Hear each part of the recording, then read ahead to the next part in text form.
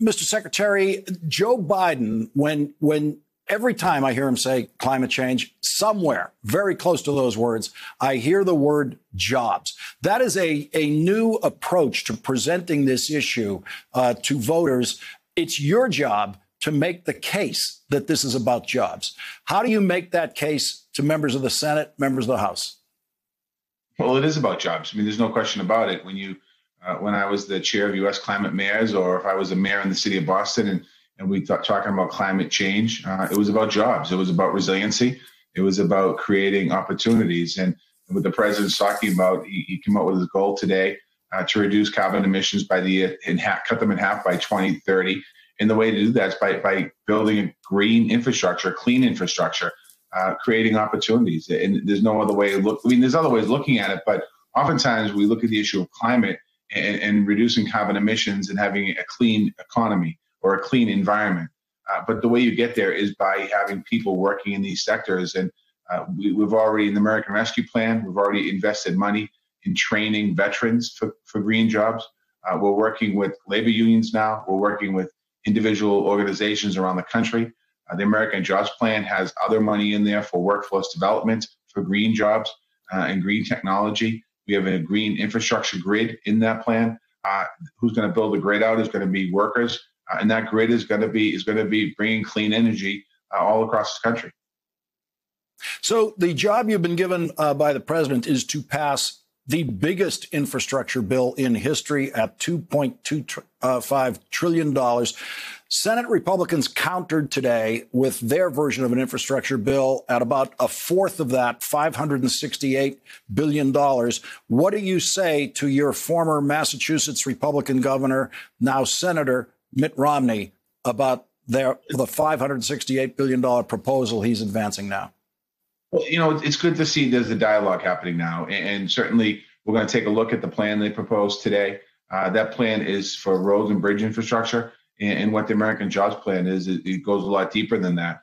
But it's worth looking at. It's worth having conversations. I know the president is willing and hopeful to get bipartisan support. I'm working on it. All the secretaries that the president mentioned who are working on this, we're looking to try and get a bipartisan bill. This American Jobs Plan is not a Democratic program. It's not a Republican program. It's an American program. It's about the American worker and about the American infrastructure. And there's lots of components to the American Jobs Plan that was not unveiled today by the Republicans. The Republicans did take a piece of it, and I'm happy to see that. I'm going to look at that. But what was missing in that was the CARES economy. What was missing in that was job training money. What was missing in that is 2 million homes to be built around the country. What was missing in that was broadband access for every American, clean drinking water, clean pipes, eliminating lead pipes. So there's lots of conversations that we need to have before we finalize any type of package that will go through the Congress. When I was working in the Senate, one of my jobs was the Chief of Staff Director of the Senate Environment and Public Works Committee, where all of the infrastructure bills had to pass through. And in those days, we simply called them the highway bill because everybody thought of infrastructure then as pavement, just rolling out pavement, bridges, highways. And because Senator Moynihan was a Northeastern senator representing New York, we also had in an awful lot of rail and subway infrastructure support. But it was basically all transportation and very little other than transportation. You were trying to broaden that definition in a Congress that has been thinking narrowly about this subject for decades. Yeah, it's true. And I think that when you think about the CARES economy, that's infrastructure for our child care economy. That's infrastructure for the folks that are taking care of our most vulnerable older adults. When you think about infrastructure, the broadband network across the United States of America, many young people this year when we had to shut schools down, including in Boston, because of COVID-19, they didn't have the infrastructure for Wi-Fi, clean drinking water around the country. That's infrastructure, pipes. All of the things that the president's talking about is infrastructure, and that infrastructure is building people and getting them into the middle class. That's the intention behind this. And I think that when we think about the moment in time that we're living in, we have an opportunity here. We saw a lot of damage that the coronavirus has caused, and the president has talked about building back better, and that's what he wants to do here, and that's his goal and his intention.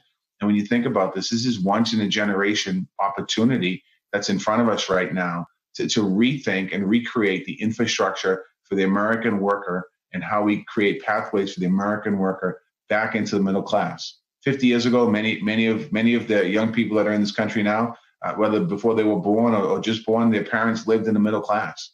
Today, we don't have a middle class. We need to continue to rebuild the middle class. Well, maybe we have a middle class, but there's not enough people that have the opportunity to get into that middle class. So we have to look at that. And we also have to look at communities that have been disadvantaged, communities of color and women, 2 million women out of the workforce. The Black community, the Black rate of unemployment right now is far too high. So we have to build back better. And this is a great opportunity to do that.